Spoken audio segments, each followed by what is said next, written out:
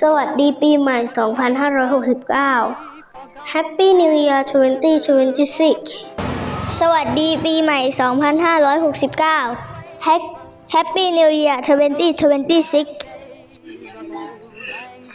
แล้วแต่คนถนัดเราจะไม่สามารถบังคับเองได้เพราะมันจะเป็นการไม่ดีมันจะทำให้คนอื่นเนี่ยอึดอัดและรำคาญได้ พาไปบวชชี